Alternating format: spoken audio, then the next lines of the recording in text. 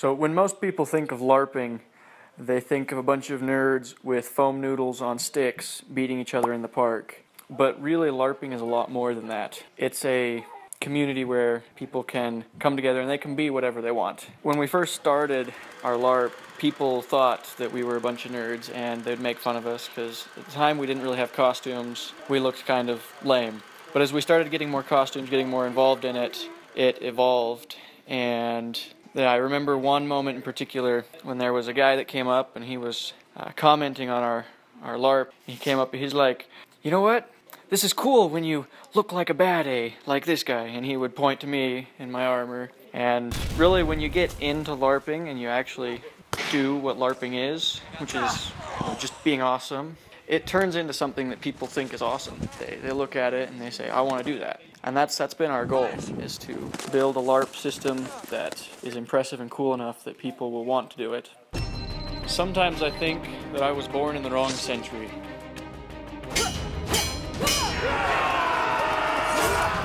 Sindar fought in the old wars until he was frozen in time. Malthus, on a quest, found Sindar's frozen body, were able to thaw him out, and due to his immortality was still alive. He was born in the Forsaken, a very prestigious individual, left his riches aside to go traveling. So Falcar ran into Malthus, and Malthus saw his potential and recruited him into the Guardian Rebellion to take back the throne. He saw that it was a very noble cause, so he joined up with them, and he's been serving with Malthus ever since.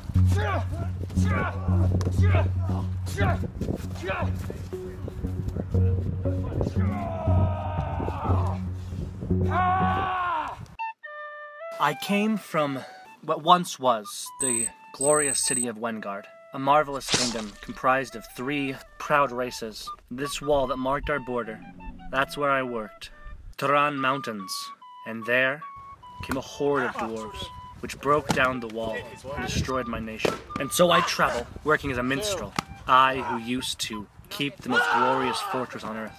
And that is how I found my way here, fighting foes who I know not, beside friends who I know nothing of.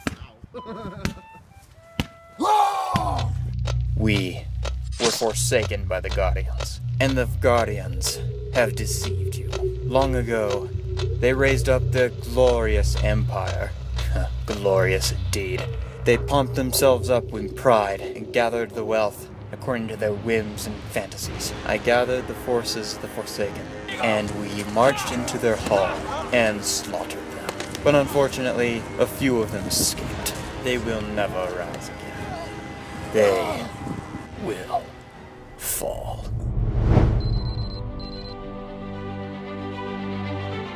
A lot of players will use foam armor made out of EVA foam, which can be purchased just about any hardware store or even at Walmart. The process is pretty easy for it. You get your pattern and you cut out your pieces out of the foam, glue them together with contact cement. I found that to be the best glue. You shape and heat all your foam with a heat gun. You'll heat the foam up and then you can bend it into whatever shape you want, and most of the time it'll stay in that shape. You use a Dremel for etching in the details, smoothing the edges, rounding corners, and then you use what we call Plasti-Dip, which is basically spray-on tire rubber, which you coat on the armor. It's better to go pretty heavy with the Plasti-Dip. I usually prefer to go over with what we call Liquitex Basics paint.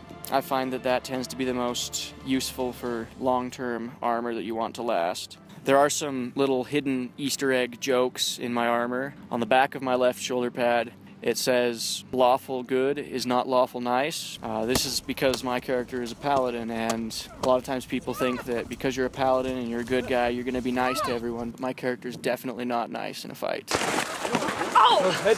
There are certain symbols throughout my armor. My right shoulder pad has a lion head, which is representative of one of the kingdoms that's under my character's rule. On my left shoulder pad, I have words. They are the values that my character has, things that he fights for. On the left shoulder pad, I have the symbol of the faction that my character's from, the Guardians.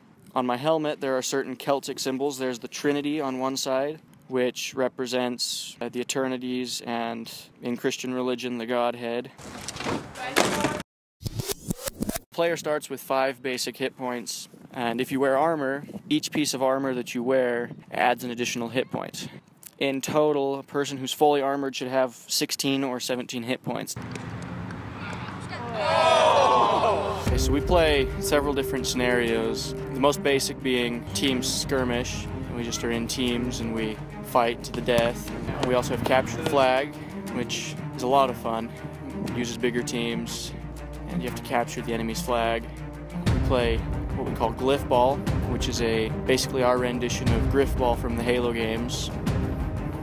Then we also do what we call escort, which is where one team has an object that they have to take from one end of the playing field to the other end of the playing field. Can we get 2 pepperoni hot Freddies?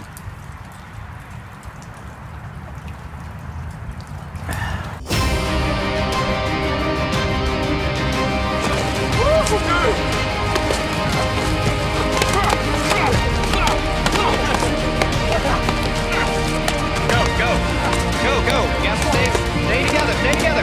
That's right. Oh, shoot! Yes!